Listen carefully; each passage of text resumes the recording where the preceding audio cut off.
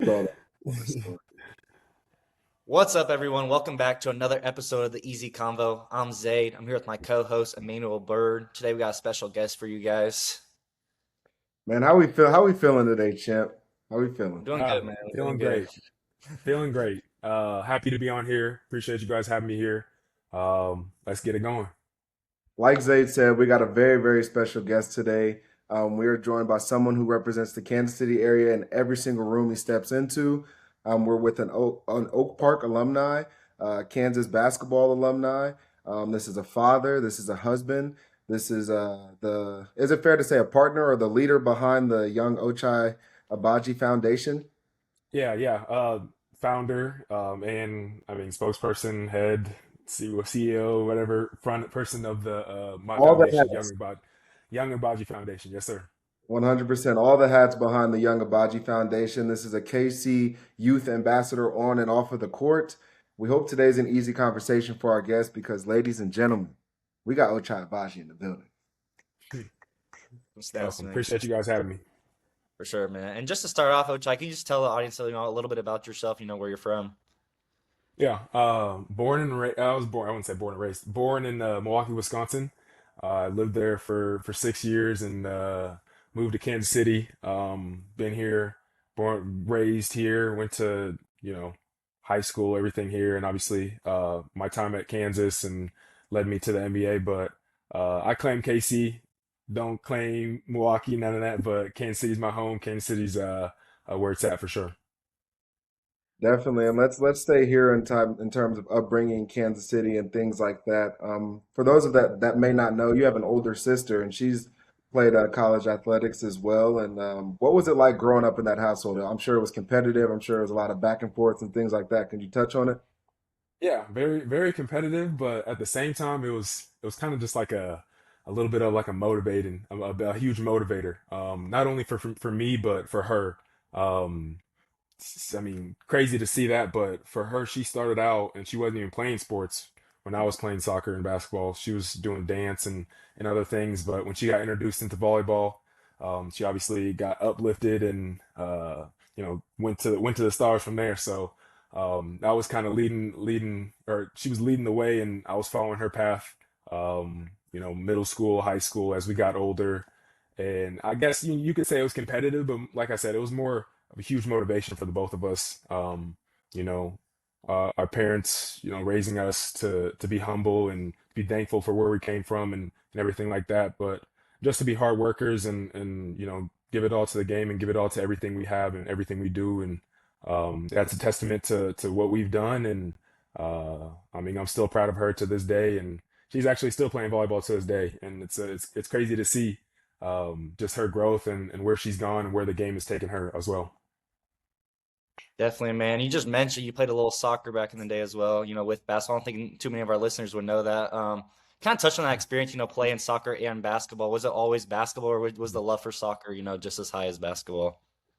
Yeah, it was just as high. I mean, I could say that I would say I started soccer before basketball. But I've just been playing, the two sports hand in hand. I did some track, but mainly that up until I played soccer up until my junior year in high school. And then I received my first offer in basketball, and I was like, all right, I can start to do something serious with this. I would say, I was good at both, but once I, started to be more advanced in basketball, that's when I, let my soccer days rest, and I still play to this day. I still try, to get out, pass the ball, kick the ball around, and kind of just keep my feet working because there's a lot that goes into that helps me on the court as well. So I still love soccer. I still watch it, still pay attention.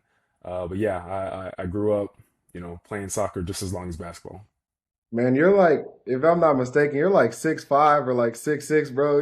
You get on the soccer field like dang. Hey, well, that's the thing too. When I was putting down soccer, I was like, okay, it makes sense because I'm at this height and you don't see too many guys. But then I go and see Cristiano Ronaldo and he's like 6'4", six That five. makes So I mean, it really doesn't matter when it comes down to it. But no, it was definitely a moment of a huge transition for me going and stopping soccer and putting down soccer and just solely focusing on basketball, especially for my whole entire life doing both and being somewhat good at both, and then you kind of just you know let it rest. But like I said, I still love the game, soccer, and still pay attention to it here and there. I'm excited for the World Cup here. I was gonna say on the topic of soccer, I'm pretty sure Man, Kansas City's hosting the World Cup. How are you feeling about that? Oh, I mean, it's exciting. It's great for the city, and Mhm. obviously great that there's I believe the four teams here: Algeria, Argentina, England, and Netherlands. So those are like some of the biggest countries that have soccer in them. So there's going to be, it's going to be crazy here. The energy is going to be high, and I'm just excited to see. I don't have any plans to go to any of the games, but I'll just be around. You can probably feel the buzz around the city for sure once all the fans come flooding in. Definitely. When we touch on going back a little bit with the competitive nature of your sister and yourself, and just that uplifting of one another and encouragement that you guys have for one another, when you keep a mind on that family aspect, and how was that mentorship from your parents growing up for you as an athlete and things like that? Not only as an athlete, but as a man too. Yeah, I mean, like I said, the one thing that my parents, were great examples of were first just being thankful and being humble. That was one thing that just they've instilled within us, and them being athletes and playing at the Division One level and meeting, you know, with basketball and through basketball. I mean, we were bound to play sports and play basketball and volleyball and grow up with this athletic mindset and everything in that, but.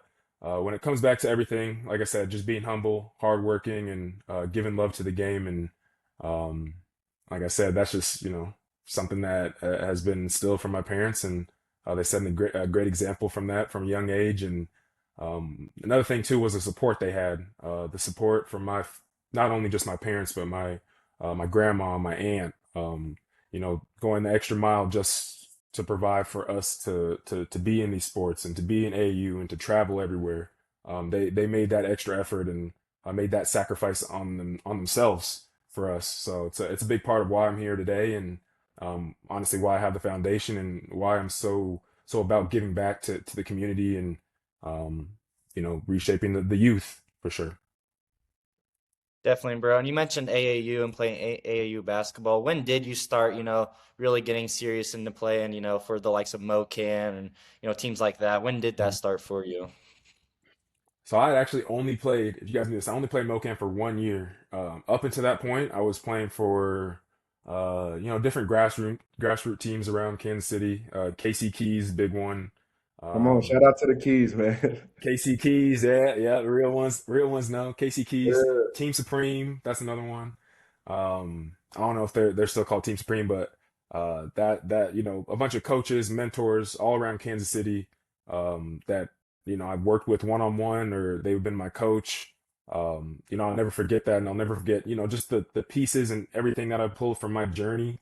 Um, Not only just in basketball, but in soccer. Still, all the coaches and everyone that I met and the mentors have just been a great, role model, and like I said, have shaped who I am today and uh, who I just continue to be every single day as an athlete and as a professional athlete now. 100%, man. And touching on that, when we get to the point of community and the people that shape you and help mold you, I think the old folks always say it takes a village to raise one. So like Exactly. the um the neighborhood aspect of things, we kind of touched on it like slightly a little bit right before we started recording with like some Right. of the friendships you've been able to make throughout Kansas City and things like that. But growing up, middle school, high school, things like that, could you touch on some of those relationships that you were able to build that you still have to this day?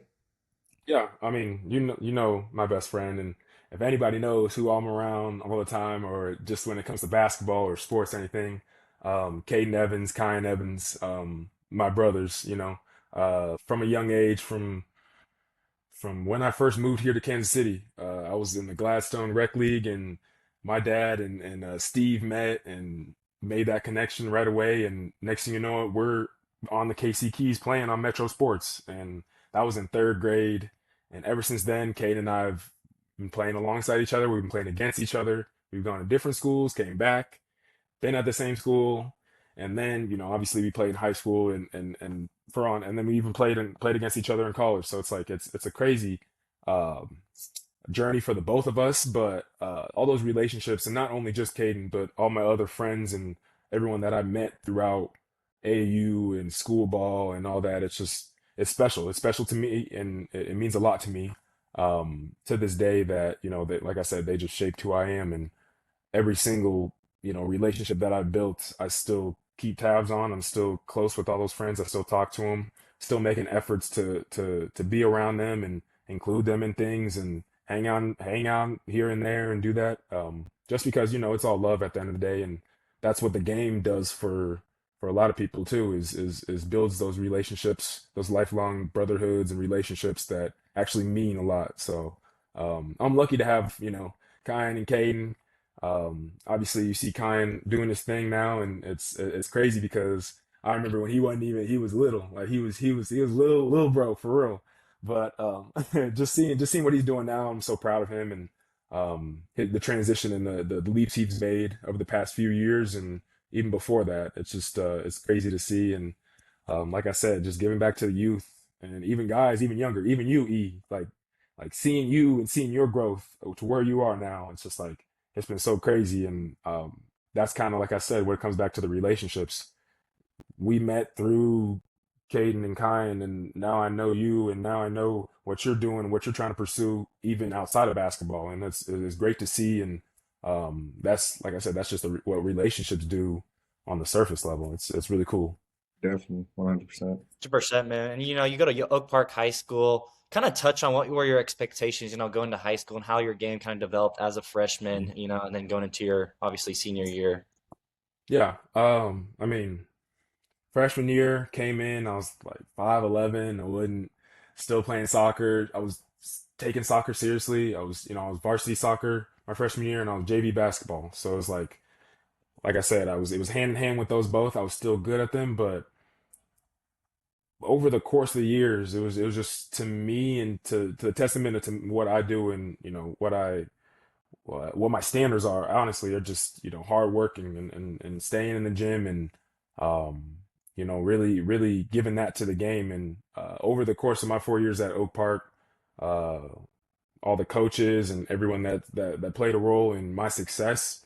Um, it was nothing but love. It was nothing but me being a hard worker and them seeing that in me, whether it was AU ball or whatever. And I was just growing slowly. And next thing I knew it, senior year, like I'm getting all these offers, and I was like, I wasn't even trying to, I didn't even know where my path would go. It was just, me just putting my head down, working, and um, everybody alongside me just being uplifted and having success after that. So Definitely. And hey, I'm gonna be honest, man. Like I remember, obviously you being some years older than Zayd and I. So I remember being in middle school, seventh, eighth grade, and like I had a health class, and we would have days where I'm not gonna plug the platform that it would be on, but we'd have days where this platform would post highlights and they'd post like clips and things like that of like full bro, I games. wish You I know know what exactly I'm what you, talking about yeah, too. I know exactly what you're talking about. I'm not gonna mention it, but Yeah. I wish those videos were around today because Uh, you could just see it wasn't just about the highlights. And mm-mm. like even it wasn't even about the highlights. It was just like how much fun we were having. You could just see it, the fans, the energy. And like I said, Oak Park, it when I got there, I wouldn't say it was like no one was coming to the games, but then by my junior and senior year, there was just some kind of different energy that Oh yeah. that was there, and there in the city in general, not even just in Oak Park. There was just in the city, Park Hill South, like people are actually coming out to see good basketball. And it wasn't that, it was the people that were on the court playing. It was all the relationships, it was all the fun that we are having. Everyone saw that and wanted to be a part of it. And like you said, you saw it from afar. You were younger, you were just watching videos, YouTube videos, but even that, even just those YouTube videos sparked a lot. And I mean, like that's like, highlight mixtapes, all that. We weren't asking for it, but we just drew that attention from who was doing all the videos and stuff at the time. We just drew that attention, and it was so cool to see. And um that's like I said, I wish those videos were around today because we'd still be watching them. We'd still be getting together watching them and, That's a and, and fact, laughing bro. at it. And A like fact.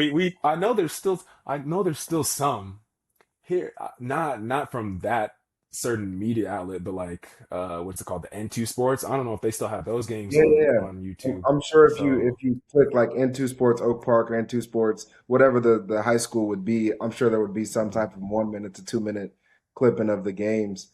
Yeah. I love how you touched on like you continue to give flowers to the relationships and things like that that you've been able to build. And I'm gonna throw you a little curveball here, and I'm gonna take it off the court a little bit, off of the basketball side of things. Um, and I think I'm just gonna throw the question at you. When did you start making beats? Because I don't think a lot of people know that you really nice Yeah. beats for real. Oh man. Middle it was like middle school. Yeah, middle school. Mhm. My dad got me into Fruity Loops FL Studios, which is like a software. And I'm just like, whatever. We just had this, desktop computer at our house, and he got it on there, and I'm over here just exploring. I honestly, at that time, I didn't even watch YouTube videos over it. I was just kind of like doing it on my own here and there, doing it on my own. And then just over time, since then, I just mess around, I have fun with the beats. I haven't been making them as much, but like I still had Fruity Loops on my computer. I still had beats saved. I still have all that. And from time to time, it's just kind of like a therapeutic thing for me, Mhm. just to just get on and create music and create beats. I mean, I've had friends rap on them. I rapped on them just like for fun, for all that. Nothing serious. I posted some on SoundCloud, like nothing serious, anything like that, but just it's just for fun. It's something for me that, like I said, is just therapeutic outside of basketball, and that's just kind of what I've always done.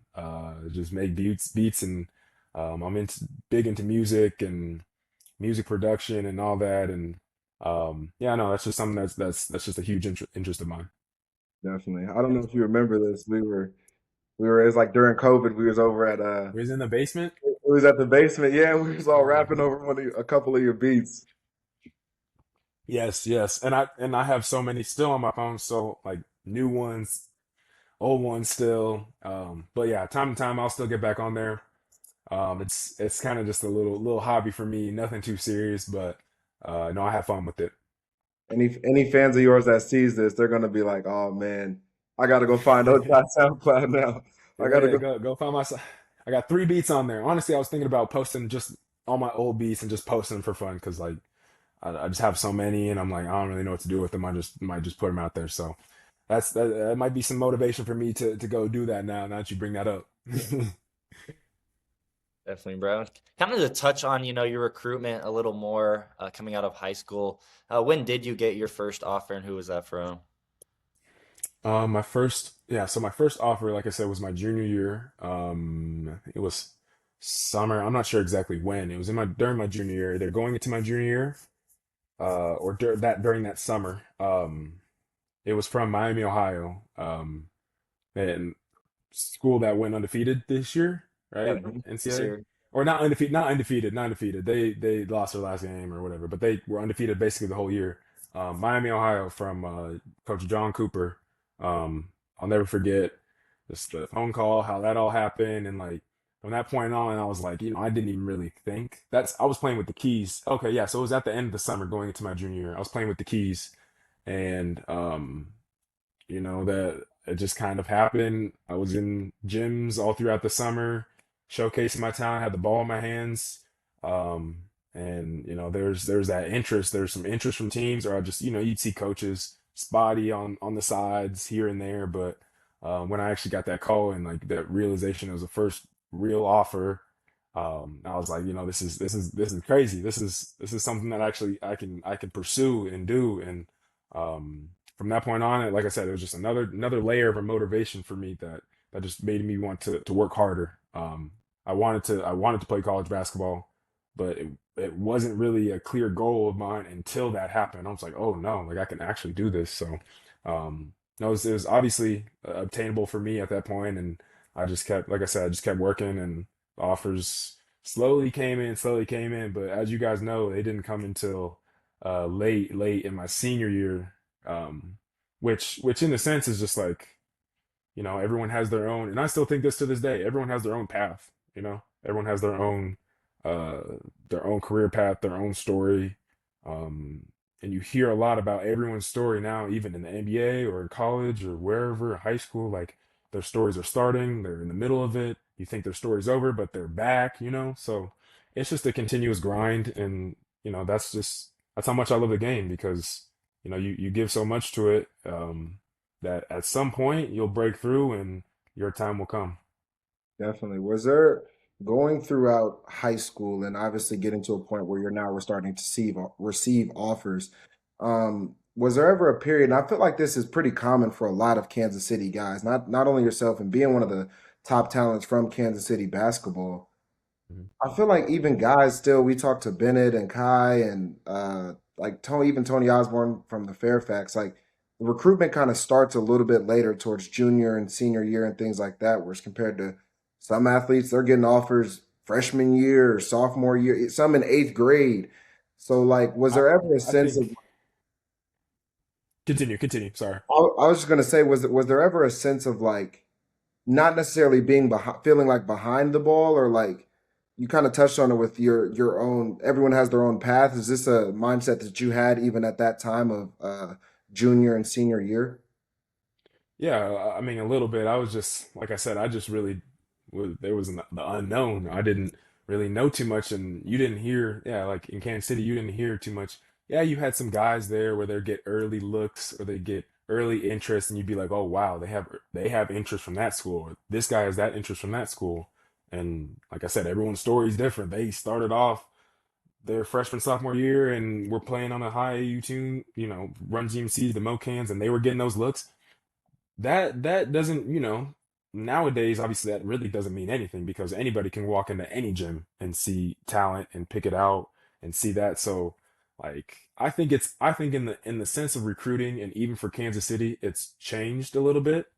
Um because people know that, people might develop later on in high school or, they might get into, you know, start, actually developing with their bodies and start moving in their movements and everything later on into junior and senior years. So like coaches know that. Some coaches will be like have eyes on kids early, or some coaches might literally have eyes on kids once they graduate high school. It's crazy, but yeah, like I said, just it's everyone's story, and that's how I saw it even then. It was just I was just trying to work and I wanted that. I wanted to get there. I wanted to play college basketball, but like nothing was happening. I was just working, and that's what the work, amounted to in a sense was people walking into the one gym and you have well, not even a good game. I wouldn't even say it was a good game that, coaches saw. It was just like the effort and how hard I worked or how hard I was playing. Like people saw that and that stood out.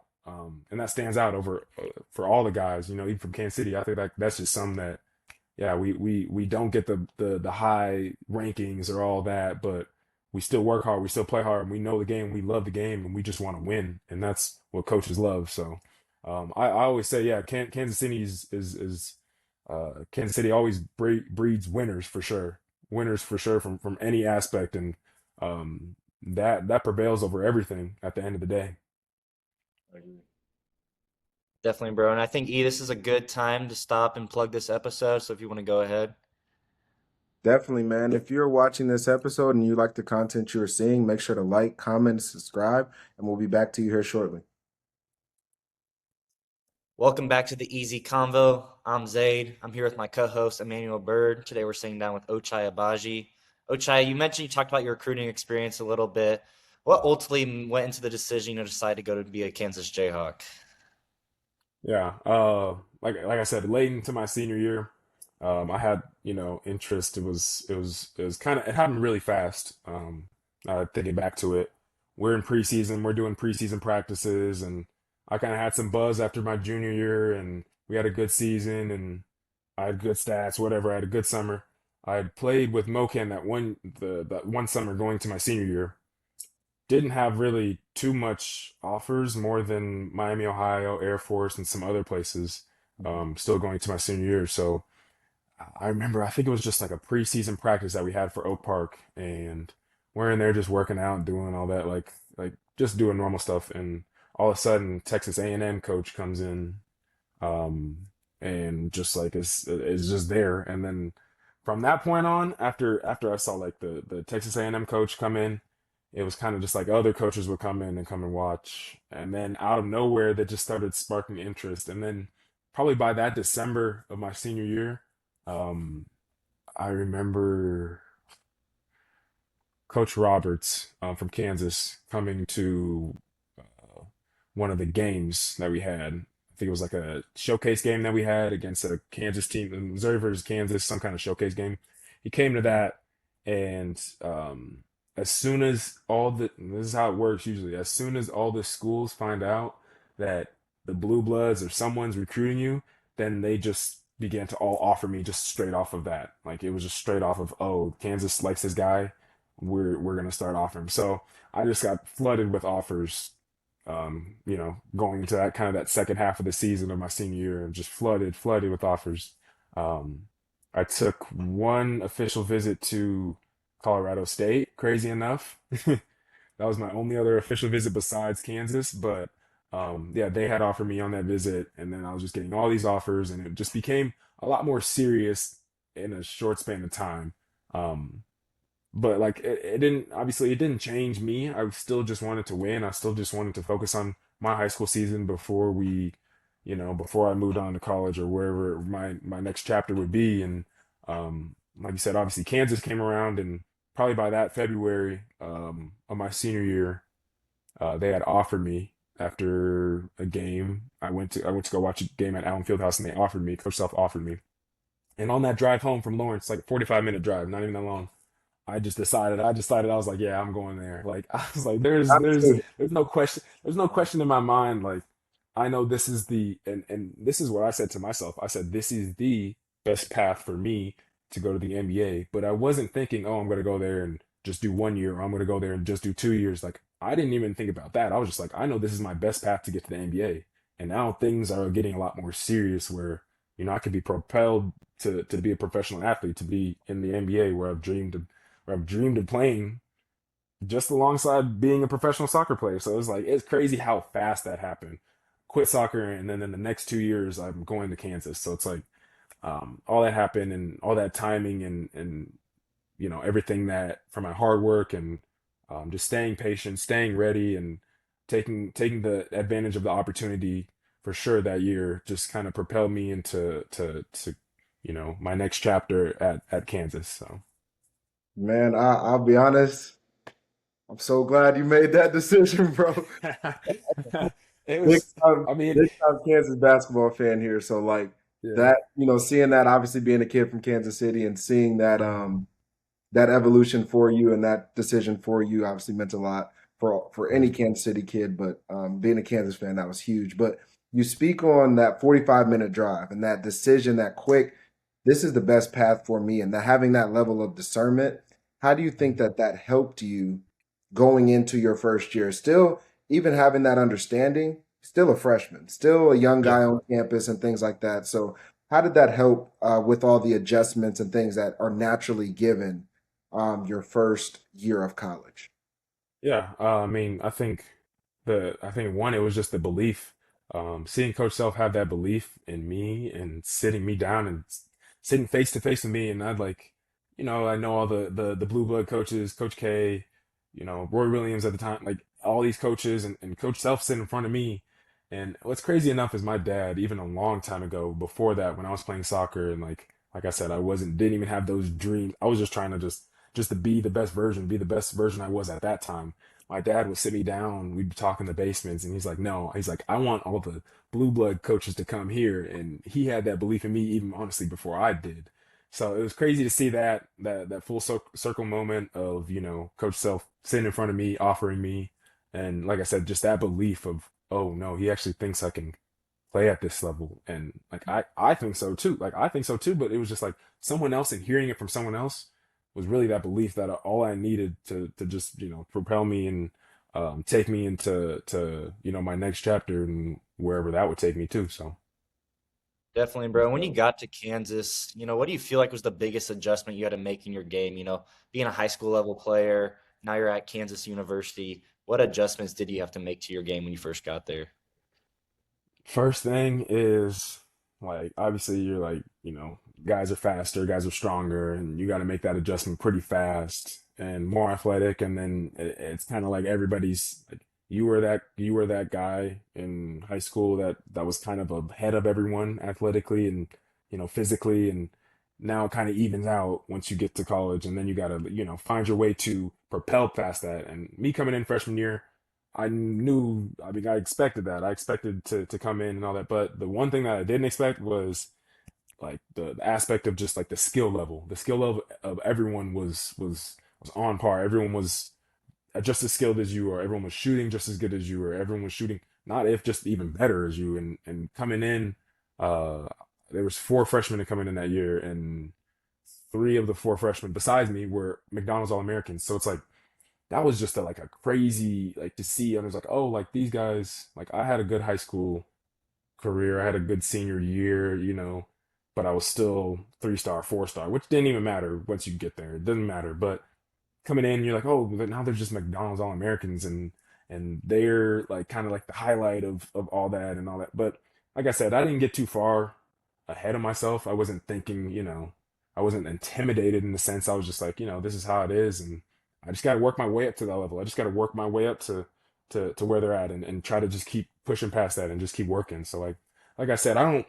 It's kind of weird talking about it, but like the only way I can frame it in my mind is just I was just working. Like I just wanted to work and just keep working, and then turn around or like just look up one day and see where I'm at. That's what I'm still doing even now, and that's why I love the game so much, because that's just all I'm putting into it is just work and work, and you don't even know what to expect. You might not even get the results you want, and you still keep working. But that's just the fun part about it. It's not ever going to be perfect. So that's all. That's what I just kind of like I said attest to is hard work and putting my head down, working, and no matter what the occasion, good or bad, just working.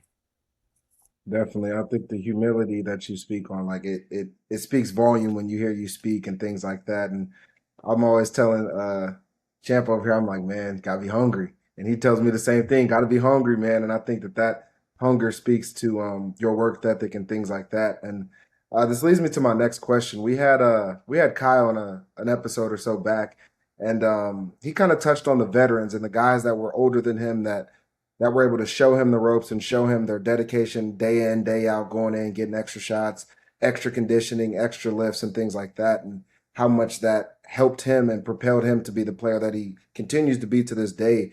Were there any veterans on that KU roster that kind of took you under their wing per se and kind of showed you, hey man, this is how you got to come in and get shots. This is how you got to come in and Mhm. whatever the case may be.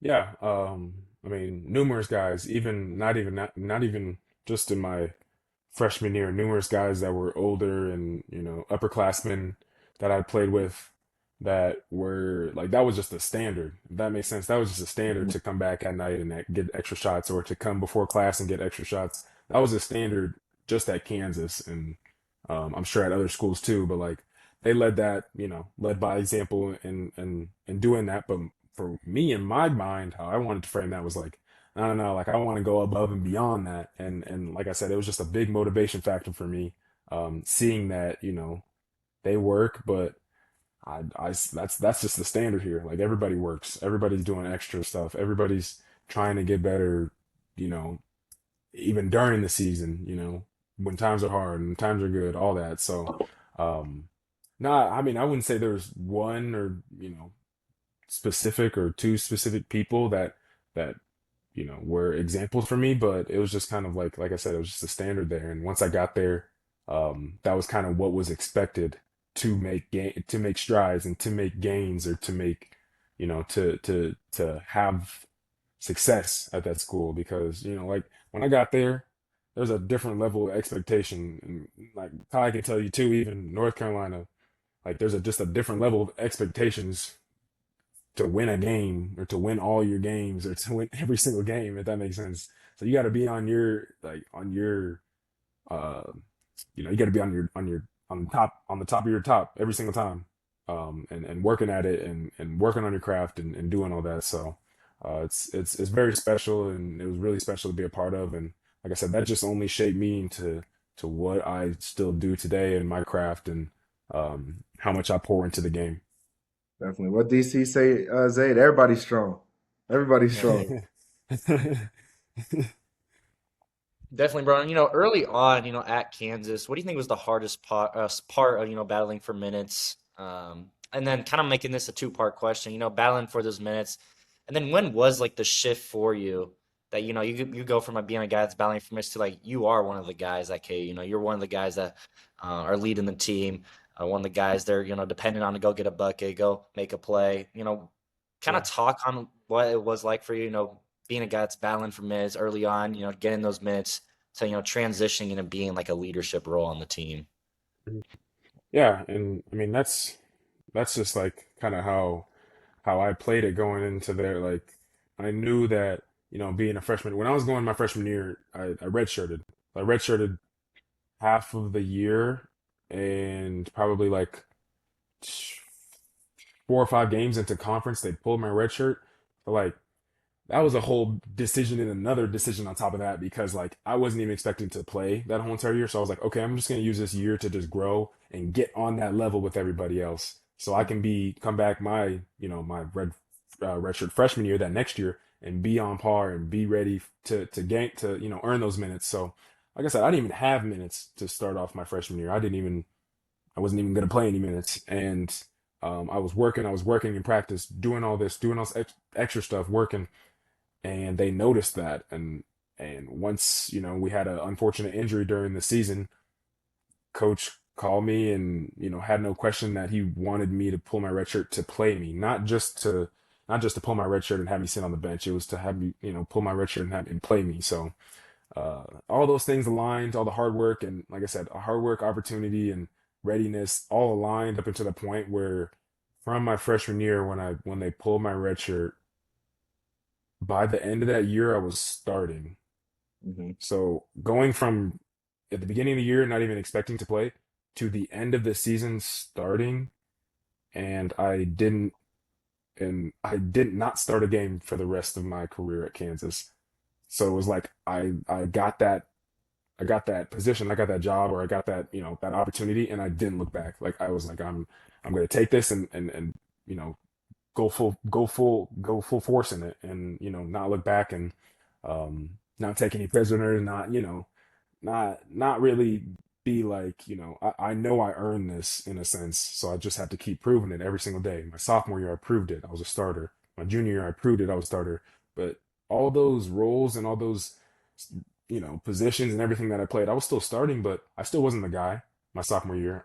I still wasn't the guy my junior year. I was, I was starting, so I played a big role on the team. I played heavy minutes, 30 minutes, but not until my senior year when I came back, when I decided to come back, when I was in that position to be like, oh, we're gonna run all the plays for you, because coach had that trust in me by then, and coach knew what I can do, and coach saw all the work and everything that I had put in to get to that moment my senior year, and that's literally, like I said, all of that stuff just aligned every single year up until the point of my senior year, just kind of like in high school. So like those 4 years aligned to that, and the next 4 years in college aligned to that. So that's just like I said, that's kind of what I pride myself on, is just like being ready, knowing your opportunity, and being ready for the opportunity, and just working until that opportunity comes again. And me in the NBA right now, I'm still waiting for the opportunity. I just got done with my 4th year, and I'm a free agent this offseason, and like that's the thing. I'm just waiting for the opportunity, but I'm ready. I'm working towards it, so it's just everything will align, and like I said, I just got to keep my head down, and then one day I'll look up and I'll be back in that position. So I'm excited, super, super, super exciting, and that's why I love this game so much. 100%, man. And I remember that I believe it was the 2021 or 2020 season, going back just real quick to your time at Kansas, where the lockdown of the entire country started to take over in the pandemic and things like that. And if I'm not mistaken, Kansas was the number one overall seed at the time, or a top five ranked team at the time. And We were number one, and we were number number one, one, and we I was trying to be modest for the guys, but hey, I told you I I'm big. remember we were number one because literally, so how we won the national championship. We had that same exact feeling that year, like, oh no, we're definitely gonna, we're like, we get into wherever we're at, doesn't matter who we're playing, we are going all the way, at least gonna make it to the Final Four. Everyone on that team will tell you that we would have won the national championship that year. We would Crazy enough. I mean, double it up. there was other crazy teams that year, but like, I mean, that was a very heartbreaking moment. Mhm. Um, which which sucks, but we got to double back and we got to make up for it. I'm glad. I'm glad I can say that we got to make up for it, and 100%. do it for that moment. So And I'll speak not necessarily personally, and I'll let you touch on it a little bit more. But let's just jump to that celebration, to the time of 2022. Kansas basketball brings another national championship home to Allen Fieldhouse, and that celebration, that feeling of like, man, all the work like you touched on your senior year, all the work that's been put in, not only for yourself but for the team. We get to this point, the top of the mountain. Um, how did that feel for you, and how were you able to not only celebrate with your team, but with everyone around you in the community and things like that? yeah, I mean, in a sense that like when I first got to Kansas, like you were just reminded of you were reminded of 2008, or you're reminded of all the Final Fours that they went to, or like I said, that was the expectation every single year. So like to finally get to the mountaintop and get over it and do that, in a sense, it felt like everyone that whole entire year was just doing it for the fans, doing it for not only just like individual things. Everyone was just doing it for Kansas. Everyone was doing it for the better of Kansas, and we wanted the Kansas fans to finally have a national championship so we could stop talking about 2008, or we could stop talking about when we got close, or like all that like it was really like a huge motivation. Everybody was so that was our saying that year, but everybody was so locked in for sure. Like no distractions, no side streets, no one was straying. Everyone knew their role and played it to a T, literally, and that's what led us to that moment. And everybody ate off that. Everybody ate off that from that national championship, and it's something that everybody's gonna remember, and that group for sure is always gonna remember, and Kansas fans will remember forever. Mhm. Definitely. Definitely, bro. And looking back, on your Kansas career, Allen Fieldhouse obviously is known to be one of the most lively atmospheres in college basketball. Stay What loud. was, one of the loudest or craziest experiences you had in Allen Fieldhouse? Oh, uh, I mean, every single game.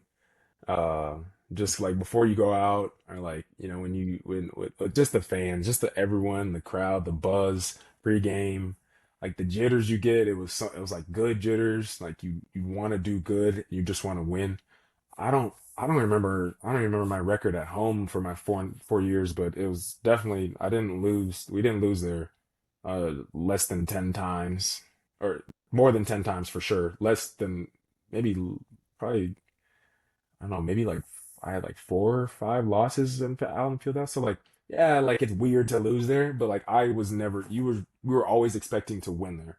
No matter what, we were always expecting to win there and then go on the road and win. So like it was just so much fun, and playing in front of the fans, playing in front of that, the crowd pop, all that like loud. My Everyone will say this though, but like when you're on the court and the opponents are on the court and everything, you can you can feel the floor shaking when like when the crowd gets loud, or like when it's tip off, like you can actually feel the floor vibrating, and like you can't even hear the person next to you, and you're screaming like trying to talk on defense, and nobody's listening to nobody can hear each other, offense defensively, like you can't hear each other. So it's like it's so much fun, and it's a great atmosphere for opponents to come in and play against, and take on that challenge. But at the sense, we're just trying to protect home court every single time. We want to, like I said, we were just doing it for the fans. We wanted to win for the fans so they could have fun, so they can see a win, so they don't have to go out and leave the stadium with a loss. And no, it's a special place for sure. And I haven't been able to get back there since my rookie year in 2023, um, because of All-Star break, and like all the All-Star breaks, they line up with the schedule, with KU schedule when they're on the road. So like when I'm back here, they're on the road, and I'm just like, we miss out on all those games. So I hope I can get back there during the season sometime during All Star or whenever that is. So Definitely. Reception's gonna be crazy, man. It's gonna be an yeah, amazing, for an sure. amazing experience, man. You kind of touched on it that 2023 year where you transitioned from your time in college into now the draft process and everything like that. And this is definitely not something every basketball gets to touch on. I think they always talk about how like less than 0.1% of basketball players make the NBA. So this is definitely a monument in itself to be able to even be a part of this process. So can you touch on that draft process that year and how you went about now, not necessarily conducting yourself as a professional, because these are things that you've instilled in yourself growing up, but like just touch on that process a little bit. Yeah, I will say for sure it was a little bit weird and it was different because like you go from being at the top and in high school and then you go back to college and you gotta like kind of restart. It was kind of like that in a sense, but like going from college to the NBA and winning the national championship and then having to be like, okay, nah, we gotta go back to work and I still got a lot more work to do and I still gotta go make my name in the NBA. I still gotta go, carve my role in the NBA and do that. So like immediately like after all the celebration, all the happiness, it's fun and everything, but then at the same time it was like, nah, I still have to get back to work. Like I have bigger things, that than just that. And that's how it was. And I just like I said, I just went back to work, kept my head down and um like you see all the draft boards, you see all that stuff, the mock drafts and all that, but like I just wanted to be where someone valued me and obviously, things happen in the NBA, business things happen in the NBA, but just happy to be a part of the whole process because it's a crazy, crazy process that like a small percentage of hoopers get to go through. So I was just enjoying the whole process during that summer and the draft's crazy. It's a whirlwind. It happens so fast and everything, but like one of the best days of my life, for sure. Was draft day and just sharing that with my family and my friends. Caden was there. Um, so like just being able to, like I said, going back to relationships, bringing him to New York and him being at the draft and watch me get drafted was not only special for him but special for me. Like just because he had seen my growth and everything, and he played a huge role in not only me getting to college but me still getting to the NBA. And that's like I said, just relationships and brotherhoods that you build. Definitely. And, we touched on earlier, your transition from high school to college, you had to make adjustments to your game, change how you go about things, how you approach the game. Now you make that transition from a collegiate basketball player to now you're a professional basketball player in the NBA. What do you think was the hardest adjustment that, a lot, maybe from an outside perspective looking in, that a lot of people would not see? I just kind of touched on the business aspect. I mean, you have all this, it's all basketball, basketball, but then there's stuff that's just out of your control. When I got drafted to the Cavs, I'm thinking, I'm going to be on the Cavs and all that, and then boom, I play summer league with them, have a good summer league, and then boom, I'm in a trade with Donovan Mitchell, and next thing you know, I'm in Utah. So it's like you just kind of it just switches up really fast, and you just have to be professional about it. And that's where it comes from, being just a basketball player, but turning from a basketball player into a professional, and then learning how to move as a professional. Because not only is this just a game of basketball that I've been playing forever, but now it's my job, it's my career. So like there's other things you have to do and learn that come with that, being a professional and showing up every day and showing up with a positive attitude and working your hard every day. And it's different, it's a lot different when it comes to being a professional with it and having that business aspect. Or it's still a game of basketball, but at the sense of you have to change a little bit but not too much. More so out of curiosity, I asked this question, but you touch on the professional aspect of things. So to bounce off of that, like, what's the day-to-day life like being an NBA talent, being an NBA player? Just the travel, the meals, all of that stuff. Like us two guys, we play Division II basketball, so we're used to like we're gonna hit the calf, and slide back to the crib, But like, is there any sense people always talk about like the catering, all these things, but like, just educate us a little bit on like what that lifestyle is like day to day, going from practices, shoot arounds, all those things. Yeah, I mean, we practice, obviously, practice every day. If it's not, actually, here's a good way to put it. It's either an off day, you either have a rest day, you either have a practice day, you have a travel day, or you have a game day. It's those four. Hmm. Nothing else is going to be different than those four. So it's either one of those four that you're doing throughout the season, throughout the busy season too, because you play, every other day, if not, back to backs. So just being adjusted, just getting adjusted to that. I mean, I'm fully adjusted to it now in my fourth year, but I know rookies coming in, just getting adjusted to that, going from playing max. We made it all the way in college. We made it all the way and played, I think, 40 games. And then you get to NBA and it's double that. So it's like just taking care of your body, recovery, what you're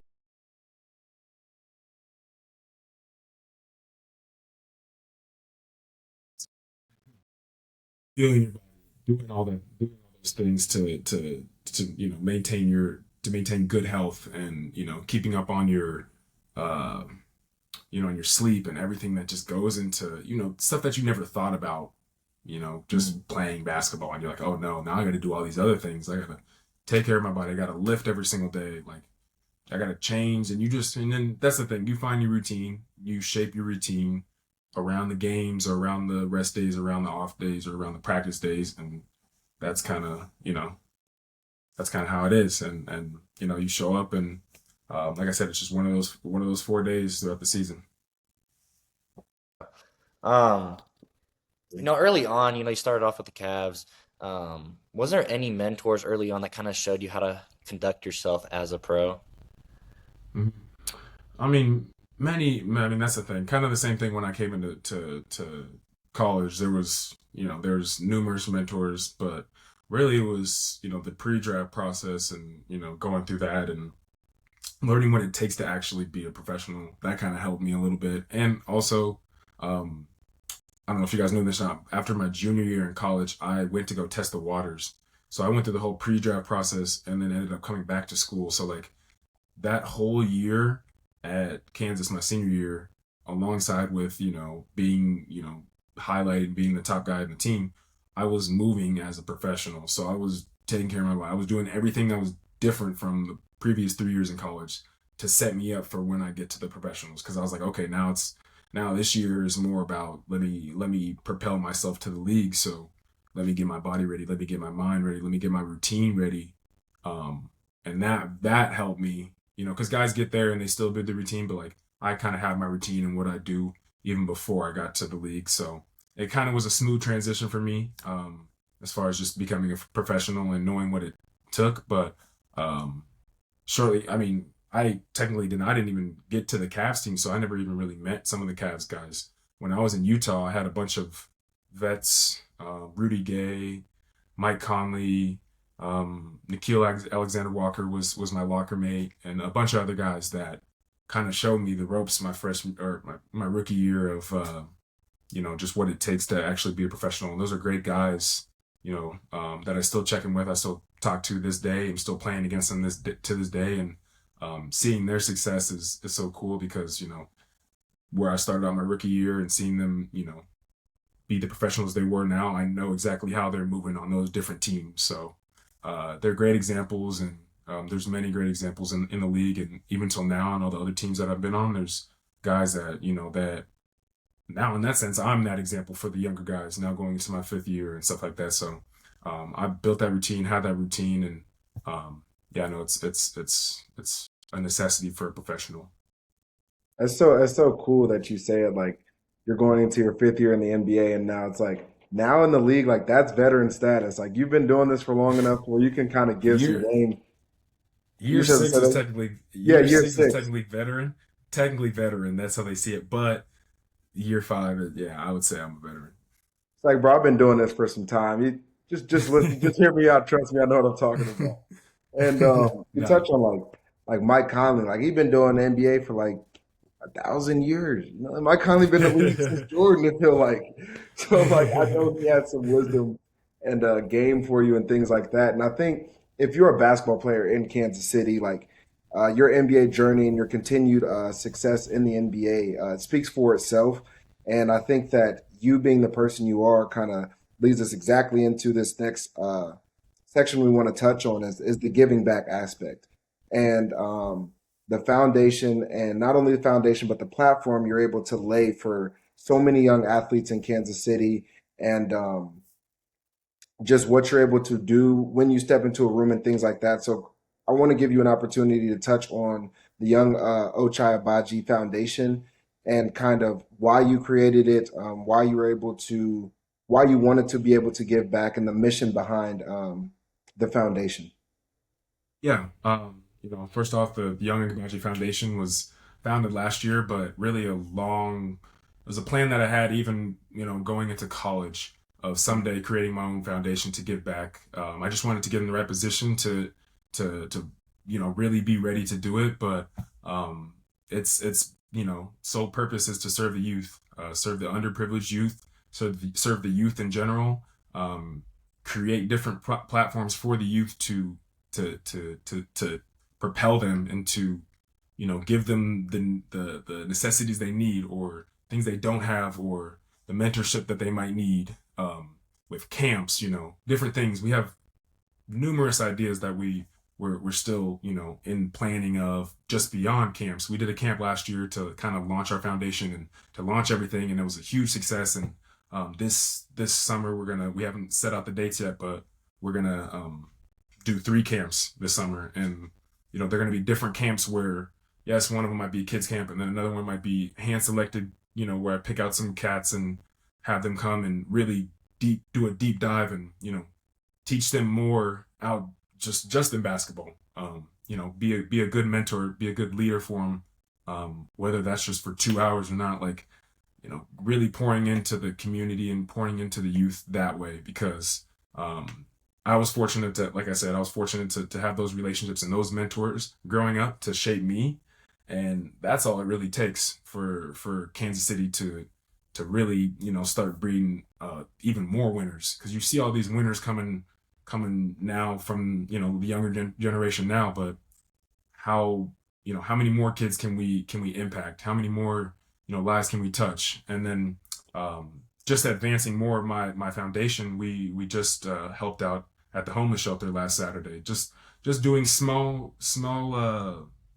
touching bases here. Even though it's not youth, we're still giving back to the community and giving back and showing love and showing humility and knowing, where you came from, and never forgetting that, because that's a huge part of this all, and that's a huge part of why who I am, and why I started this foundation and everything. So it's super special. And like I said, we have so many ideas, so many cool things that, in the near future, well, when I'm done, I want to, have this moving like a well-oiled machine, and it's going to be so great to see. And it's well thought out, very methodical, and it's going to be, you'll see, it's going to be special for the youth and for everybody in Kansas City to see, what I've used my platform to do. And not only just do it one way, but do it differently than other foundations. And that's just kind of how we have prided ourselves on. And I have a great group of friends and great group of family and support to,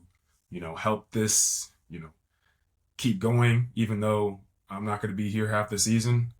Still have it going in Kansas City, touch bases in Brooklyn, touch bases in, when I was in Toronto doing camps there. Like, still, wherever I'm at, I still want to just give back to the community and give back to the youth there as much as I can. So it holds a special place in my heart, and I'm just, like I said, I'm really excited for the future of it, and excited to talk about it.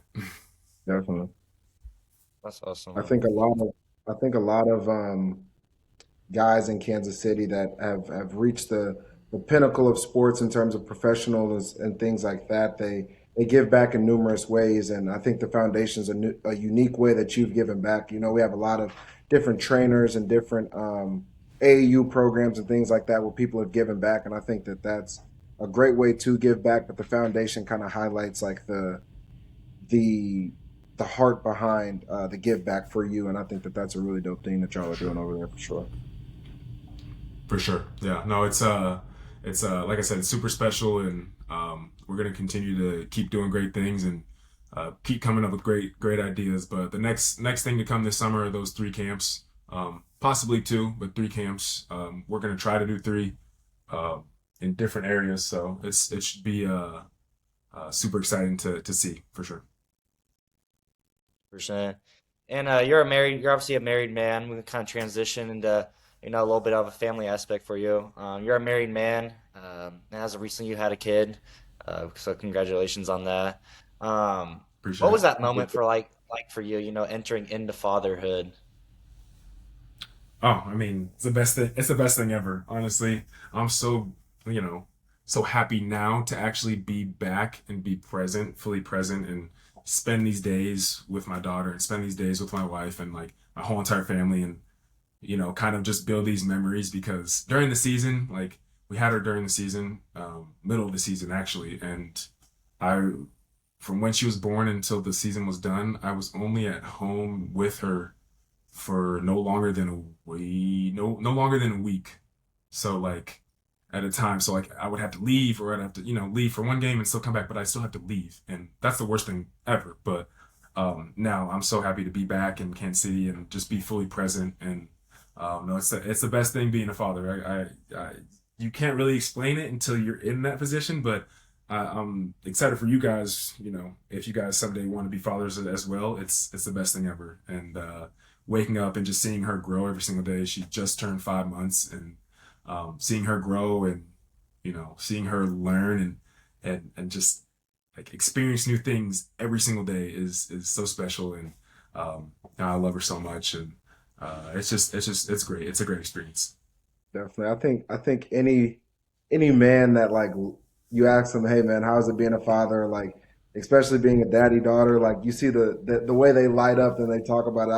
I've got an older brother and he's a father now, and anytime I ask him about my nephew or something like that, he's like, oh man, he's doing this or doing this now, and I think it's so cool to Yeah, see um, yeah. how men light up to when they talk about their children and things like that. How has being a father shaped your mentality and the way that you approach life now rather than before? Completely gave me a different perspective on life. Not only just being a father, but being an athlete, being a man. Really just on how I move. Or being a husband too, like how I move and being intentional about everything and having conversations and speaking more. I feel like I've just grown into someone, and like it just happened. It just happened to me. I didn't get just like something that has came out of me. And I'm just in a great place. I'm so content with my life, and I'm so happy with everything in my life. And no matter what happens, and now just kind of seeing basketball is it's just this one thing. Basketball is just this one kind of tiny thing that I do, and it's my job, and I've loved it for so long. But now there's so many other things in life that bring me true happiness. Being married, having my wife, being present with my daughter, like having my parents and her parents around, and like all of our siblings and everyone just experience this all together is just super special. And I know everyone that is in fatherhood or married can attest to that, and it's just great. And continuing this journey is like I said, it's very motivating at the same time too, because I just want to be great for them. I just want to be the best version of me every single day, outside of basketball for them. And not only will that uplift me in the game, but it's just going to uplift me as a man every single day. So I'm having fun with it. It's a new adventure every single day, and no, I'm so thankful and blessed for sure. Definitely. That's so cool. That's cool. One thing we do with all our guests, we don't want to take up too much more time. Something we do with all of our guests is we do a segment of the episode called the Easy Choice. It's kind of E's thing. We'll let Ease take the reins on this, but E, go ahead. Okay, we right into the easy choice here. And before we get into the easy choice, I want to give a big shout out to not only J2, I want to give a huge shout out to J2 for suggesting Ochai Agbaji for this episode of the Easy Combo. But I also got to give a shout out to Kyan. Ochai, you're a very popular man in Kansas City. So we've had two of our guests give you a shout out for not only the easy choice, but for coming on our platform. So we appreciate you for doing that. But The easy choice is an opportunity for our guests to get to know you through some quick, rapid fire questions, right? So I've Okay. got, I think, 8 or so questions here for you. You got to give me a quick, rapid fire answer. If it takes a little bit of time to think about it, we'll give you your time. But Okay. let me know when you're ready.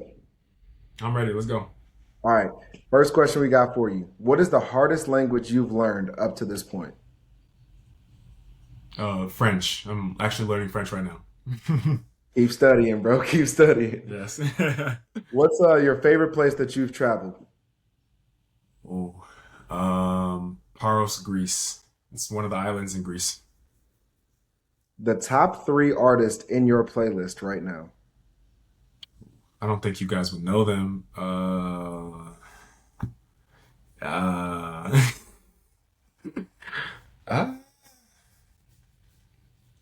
don't really know. Oh, okay. These. Come on. Uh, Lucky. You just dropped that. You V's just dropped. Lucky. Yep.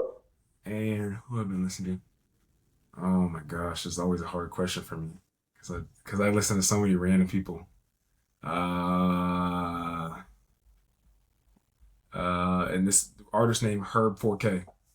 Herb 4K. Might have to educate myself on Herb 4K. I'm not very familiar with. He's in Lucky. Get hip, get They go hard. yep. Your favorite cheat day meal? Burger, cheeseburger. You got that? No, I think we lost you there on that one. Your favorite cheat day meal? Cheeseburger. Cheeseburger. Okay, got you. Yeah. If you had to subscribe the audience to 3 must-watch shows, what are they? Invincible. The Boys. I don't know about The Boys. Maybe Invincible, The Boys. I'm gonna say The Boys and Walking Dead. Okay. If you weren't in the NBA, what career path would you take? I'd definitely be in music. I'd be producing music, making music, or I'd be making movies. I'd be a director. We'll collab with these Ochai on the we got these on the Ochai beat. Um, is there any place in college basketball harder to play than Allen Fieldhouse? um, Texas Tech, low key, was hard to play in. It's just loud in there. It's just as loud, honestly, as low key Allen Fieldhouse. They gets loud in there, and they have more fans too. Okay, you answered that question honestly. I was hoping you'd be like, nah, not at all. Definitely not. No, I mean I'll Last be question. honest. I Last question I got for you is if you had to title this chapter of your life like it was a book, what would you name it? say it again. It cut out. If you had to title this chapter of your life like it was a book, what title would you name it? Fatherhood. Simple, So, simple enough. Fatherhood. Yeah. ladies and gentlemen, that was the easy choice with Ochai Agbaji. Thank you. Sir. Great Just answer. to close. You plugged V's in there, man. I was like, I okay. said what? I said you You plugged said what? V's in there. I was like, okay. Yeah. I've actually, crazy enough, I've actually, he ain't even responded, but like, I've DM'd him some of my beats, sent him some beats before. Yeah. Yeah. V's is hard, So. bro. Oh no, I don't know why I didn't say Rio. I should have said Rio. I don't. Gotta give I props to always the listen young to OG, man. Rio. Yeah. But no, I Just to appreciate you close out, guys. man. Yeah, man, definitely. Just to close out, man, we just have 2 final questions for you. Um, when you look back on your basketball career, when it's all said and done, what's the story you hope people tell about Ochai Agbaji and the person you are? Just, I mean, that I was a hard worker. I always always showed humility and stayed humble and always gave thanks to where I came from and um, like I said, the relationships and the people that shaped me. Never stopped giving thanks to the ones that came before me and um, trying to push forward and always be a leader for everybody that's watching me just by my actions. I mean, I don't I'm not always here talking on Instagram, posting too much or anything, but if people know me, I'm a big leader by my actions and how I move, and I stay true to that. So I hope that's what everyone knows me or remembers me by. Definitely, 100%. Man, my final question is for you. Um, if you could give us one guest that you would like to see on the Easy Convo, who you got for us? It's got to be Kansas City. It could be, I mean, we're an expansive platform, but Kansas City would be dope for sure. uh, Let me see. Um, I think a good one now, kind of leading off of me. A good one would be Ronnie Bell. Oh yeah. Yeah, Shout out yeah. him. I don't know why you talk to Kendrick all the time or the twins. Definitely. You could get him Actually on just here. seen him at the runs. Yeah. So I think he'd be a great guest to speak his mind and pick his brain. 100%. You happy, And man? Let's do it. I don't wanna ruffle no feathers. I remember you That, know. that's the past, bro. Okay, we'll leave it where it was. We'll leave it where it was. Exactly. Yeah, man. Obviously, Ochai, we appreciate you for joining us this evening, man. This was for me a wonderful conversation. Not only having you on, but just being able to hear your story and hear your perspective on life, man. I feel like I was educated too, and definitely encouraged. So we appreciate you for coming on and joining us for an easy conversation. Yeah, no, thank you. Thank you guys for having me. I mean, it's not all the time I get to do this and speak to great guys like you guys. So, like I said, I hope this does great, and I appreciate you guys for having me on here. We appreciate you, Definitely. bro. For everyone listening, if you enjoyed content like this, make sure you like, comment, and share, and we'll be back next time. Appreciate you, Ochai. Yep. Thank you.